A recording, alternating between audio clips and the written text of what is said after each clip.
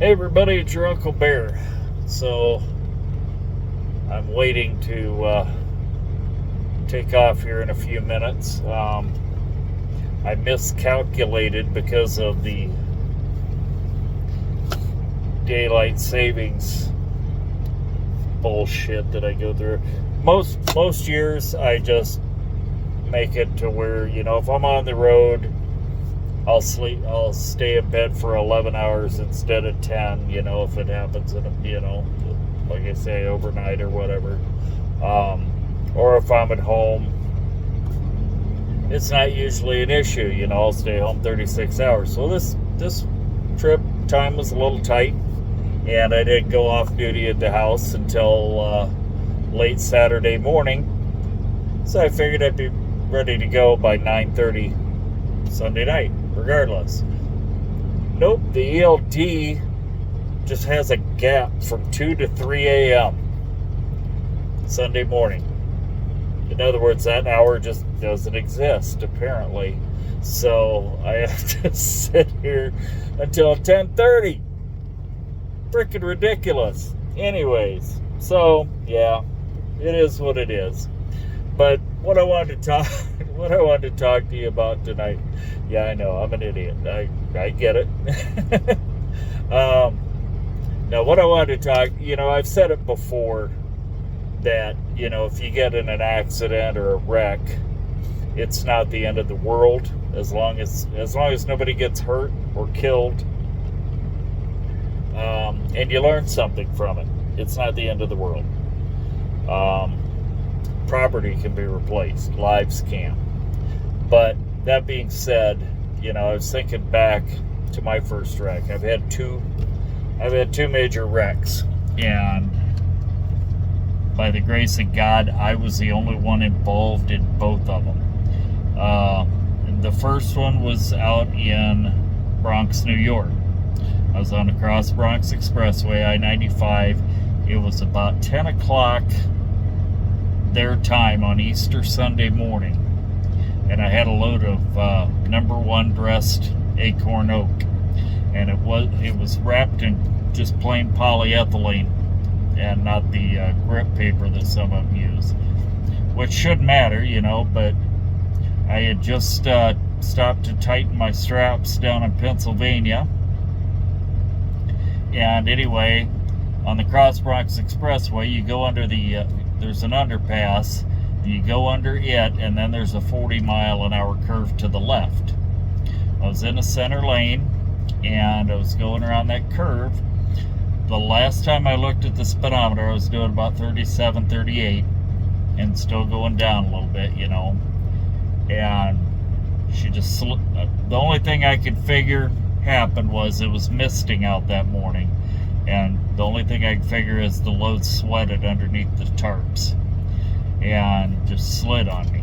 And anyway, to New York, I went over, slid down the interstate on my side, and two New York City cops were on the overpass, right there, saw the whole thing, and first, they helped me out of the truck, and they said first words out of their mouth were, "What happened? You weren't going that fast." And I had no answer. DOT man came over from Queens, and he said, "Well, it's an accident. That's why they call it an accident. Shit happens." But here's something that kind of stuck with me for a while.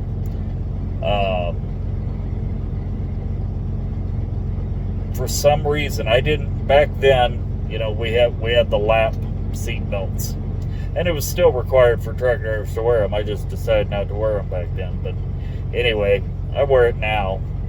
But anyway, for some reason, I decided to go ahead and put my seatbelt on that morning. After I got going, after I tightened my straps down. And if I hadn't, when that truck stopped sliding down the interstate, I was hanging by that seatbelt. And all I could see for about 6 months was my head getting sucked underneath the sleeper through that shattered passenger window. And now that's not has nothing to do with why I wear it. And I'm not saying, hey, you all should wear your seatbelt. No, I'm not, and I don't think the government should tell you to either. It's not their job to tell you how to take care of yourself. I don't know. For the most part, I wear it because I don't want a ticket. Plain and simple. But truth be told, I think it should be your choice whether you wear it or not. Same with the bike helmet. You know, I think it should be your choice. The government shouldn't have anything to do with that. But you know, the government shouldn't be able to tell me how to prevent a cold either, for that matter, right? That should be up to me.